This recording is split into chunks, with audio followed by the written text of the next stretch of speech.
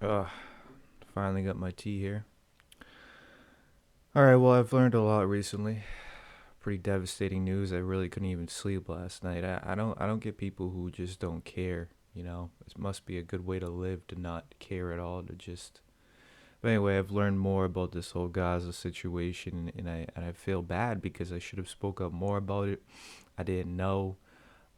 Just like Charlie and Candace and different people, I've been pro-Israel, and then you realize that the evil and atrocities that the Israeli elites are doing, and the Israeli nation to me now is just ick. I can't think of a better word, but you have all these Zionists who, I always knew about Zionism here and there, but never really looked into it too much. I knew about neocons and their obsession, but Zionists is a whole nother terrible obsession, a Jewish supremacist group of people. That's really what the Israeli state has become. And listen, all violence is bad. All genocide is awful. The fact that these people kill kids and laugh about it, and carry on their lives. I mean, how could you kill anybody, especially a child? It's disgusting. It's just terrible. And then to silence people. So now that I've been looking into this, murder of Charlie Kirk more, because at first I 100%, well, maybe not 100, because I always leave room for error in case I'm wrong, which we all should do if you have an open mind. You always got to take things with a grain of salt, I guess, as the expression goes. But I pretty much like 80% was like, okay, Tyler Robinson. I didn't really question it. And I think in a big way I didn't question it because this is a different administration, and I put so much trust into this administration. Um, but you realize how in over their head they really are, and how deep, deep, deep the deep state it really is. And I think we've made steps in the right direction. But anyway, I don't want to get too off the beaten path here. I always thought it was Tyler Robinson, and then now I'm like, oh my God. Now, whether he had something to do with it, he probably did. Whether he pulled the trigger, I don't know. But there was definitely more people involved, and it definitely wasn't solely him. Um, so yeah, life isn't a comic book depiction where one side is purely good, the other side is purely evil. There's so much nuance everywhere throughout life, so many details and different personalities and different angles and different perspectives and different belief systems, different philosophies, ethos, so there's so much that it's not simple like that. Um, but like I said, you always got to leave room for error. And if you're a free thinker, you always think, and just a good human being, you always say, well, I could be wrong. You always leave room for improvement because no one knows everything. We're all human beings, you know.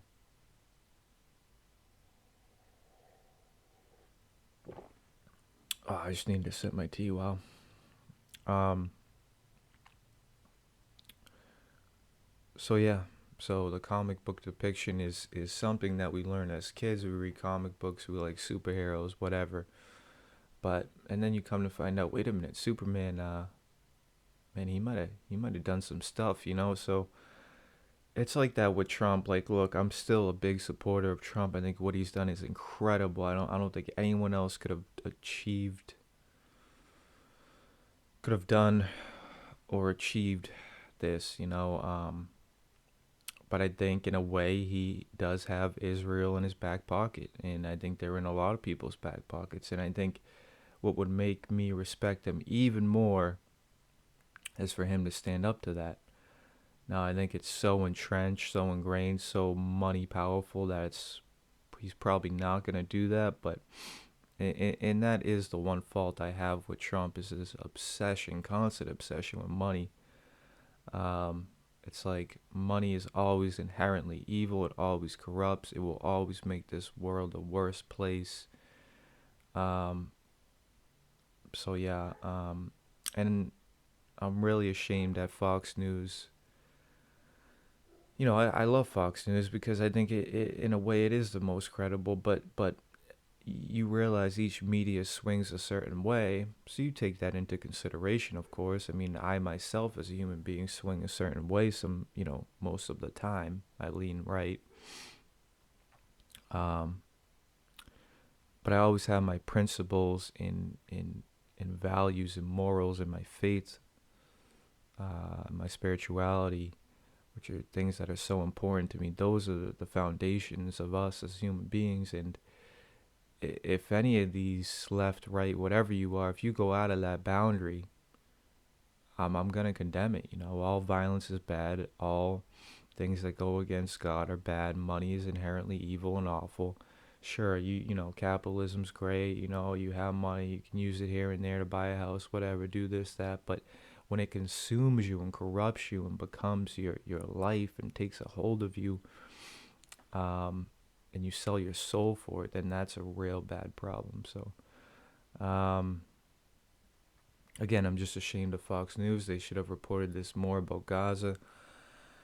From what I've learned, and most of it on Candace Owens' podcast, and I'm gonna read books about it. I'm gonna find some books, but this Gaza thing is terrible, terrible. I watched your episode with Norm Finkelstein, I think his name is. I could have that wrong. It was last night. It was a late night, and I'm feeling a little under the weather. But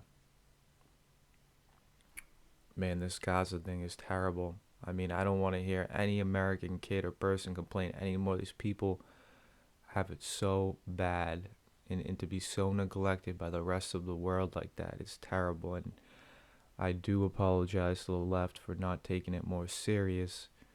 Um, and to understand the nuances too, like October 7th happened because these people were so fed up with their situation and being slaves that they wanted to kill the other side. Now, that doesn't justify it, but you can see when you take a step back this vicious cycle. And it only stops when we learn to love one another and stop this nonsense. It just this power hungry people like Netanyahu especially, who you can just tell by looking at him. I always had this thing in my head when I saw him on TV, like, this dude's not all there. He's got a real big ego. And the Jewish people are known to be notoriously stubborn. Stereotypes and you know generalizations are a part of our society. Um, they're true because it's what we observe, but it's not 100% accurate. Sometimes there's a lot of Jewish people who aren't stubborn, who I've met that are great people. So it's always important not to stereotype or not stereotype, but to loop the whole race into one.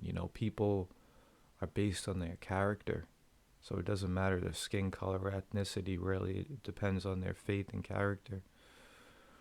But yeah, looking at Netanyahu, it's just so, man, I don't know exactly what happened to Charlie, and I'm very worried. I hope his wife, God bless her, doesn't have anything to do with it. I wouldn't think so, but now I'm hearing she had ties to Israel, which doesn't obviously make her automatically guilty, but it's like, whoa, wait a minute here. And then the way she's grieving is a little off. I don't want to talk about the way people grieve. I mean, no one can imagine what she's going through. Um, but her dramatic pauses and she echoes her own words. Maybe that's just her.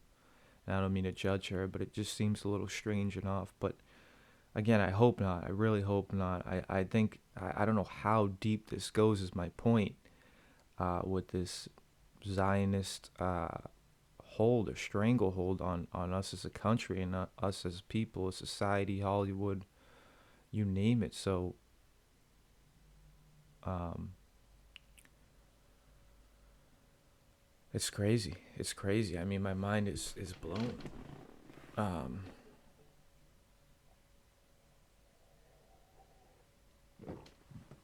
I I just don't know. But it's crazy, and they try to silence and cancel people. Um, so I'm I think we're all waking up to it. It took me a little while. Like I said, I was so trustworthy of this administration, and now I'm looking at Patel and scratching my chin. I'm looking at Trump a little and going, wait a minute here. Just this whole what is going on behind the scenes type thing. We're supposed to be better than the last administration, which in a lot of ways I see that, but in a lot of ways I don't. And I think it's just so tricky too. This whole deep state is so entrenched that it's gonna take a while for us all to for just to get rid of them, and not in that way, not in violence or any way like that, but just as human beings to evolve in a kind way. And I know that sounds kind of naive, but I think we can really get there um, as we evolve as spiritual beings and not people who crave power and run away from our covenant with God. It's weird. We're born and then we automatically forget where we come from. I mean, as kids, we don't. We're always connected, but then we grow into this hardened individual, and that's what the world makes us. And this world is just, I care about it deeply. I know a lot of us do, but it seems to be such a cruel place as well. Um, how can people kill children, kill anybody, kill children like that? Like it's just normal. And then people make the argument, well, these people, you know, are good people. They just kill children. It's like, what? Do you hear yourself? Like, wait a minute. How can you be? So either they're maybe too pressured or in the moment, or maybe they'll be killed themselves. Okay, that's one thing. But to just kill children and to go about your life, like you can't have two separate facets of life like that. If you kill children, you just how do no, I would never. I couldn't do it. I mean, just that simple. I couldn't. If someone put a gun to my head and said, kill this child or I'm killing you, I'd say, fuck, this sucks, but I'm going to have to die. I mean, how do you do that? How is a soul, as a spiritual being, its body's only temporary as we know, do you do that? Of course, I'd be afraid. Everybody's afraid of death, but think about the poor kid. I mean, children are so precious in our future and everything. And we know God is pro-life, but be fruitful and replenish the earth. You know, be fruitful and multiply, replenish the earth. I mean, this is a war on children. It's not left versus right. From the sex trafficking to the genocide, it's a war on humanity. It's good versus evil. It's a spiritual battle as it's always been from the dawn of time. Angels and demons, good, bad, light, darkness, this contrast. But now we get to evolve to a spot, a point where the darkness can go away. Okay, if we're connected to God, this darkness, these demons, they can go away. They have a tricky way of entering technology in our smartphones, and we're all brainwashed and different things like that and dividing us. But as long as we're awake, we use our epinoia, we're connected to, Sophia, to God, to wisdom, um, and we stay awake and aware and connected with our angels. We all have our own team. Um, then we can win this battle. This isn't a battle where we necessarily pick up weapons and march at the other side like you saw in many, many revolutions. This is a war of spirituality, of what's right. And it takes a little creativity and courage and faith, most importantly. So I'm going to end it there pretty much. But just one important thing, many important things to take from this video, but to always see all sides. Same thing with the Boston Marathon bombing. Those brothers knew something was up with the whole 9/11 narrative, which we all know is true now. There was way more to it. I truly believe Muslims, and I know this is controversial, I don't think they had much to do with it. And especially if it was just Osama had something to do with it, okay, well, that's just those people. And the Muslim hate that was thrown about afterward and still today is terrible. I've met Muslim people that are great, great people. I met these people from Dubai who, when I was drunk one night, having fun, these three guys basically carried me in my bed. I was blackout drunk. I mean, they were great people. Helped me tremendously. Um, they knew I was unfunctionable. I was puking everywhere, and just great people, great, respectful to my girlfriend. Anyway, there's a lot of great Muslims, but my point is that Boston Marathon bombing, which was terrible, obviously, but it happened because they felt so strongly about how America characterized them and blamed them for that, scapegoated them, when we know there was much more to it. Cough, cough, Bush, Cheney, New World Order, Deep State, all that. I mean, when you have a country so big, so many people, and when you have such a power driven mind, when you disregard God, suddenly lives become so. These people tend to play God. They go, well, we can get rid of a few thousand people, or we can do this, or we can do that. They lose their humanity, their covenant with God. Um, but again, it's that vicious cycle. They did it because they were wrongly, because the truth wasn't established properly on what happened. But anyway, I think we live in an era of truth now where we're getting to the bottom of things, and it's beautiful. And you can always tell the good ones like Candace Tucker, etc. I mean, if I had time, I could think of more, obviously. But people with platforms who are, you know, they're great people when they're thrown out, in a way, when people are all coming at them from both sides, from all angles, um, because they're strong in their principles and their foundation, and their values and their faith, courage, in their holiness, in their connection to God. So God bless Charlie Kirk. God rest Charlie Kirk. He's a saint in my eyes. I don't need I can barely talk.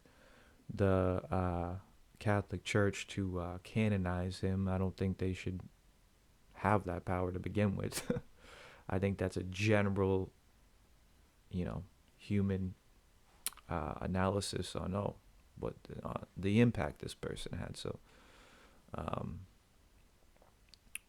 I don't think they should have that power. And anyway, I'm not going to get into the Catholic Church. I'm not Catholic. I don't belong to any religion. I belong to God, and I think that's how we have to sort of see ourselves. We can't be in these groups, in these boxes. We have to see ourselves, get back to the basics of that we're human beings. We belong to God, and we have a covenant, and we have responsibilities to our Creator. And to be the most happiest, to be the most free, we have to stay connected to Him and to her. That Godhead, that divine feminine, divine masculine. Um, so anyway, I'm not gonna ramble too much, but I probably already have. But I just wanted to do this video because it's so important to me to get my point across, because I need to be on this platform. I need to be on this pedestal now, because I was wrong and I should have looked into Gaza more, and I feel bad for that. I really do. If there's anything more I can do, I will. I'll pray every day for them. I have to. We all have to. Amen.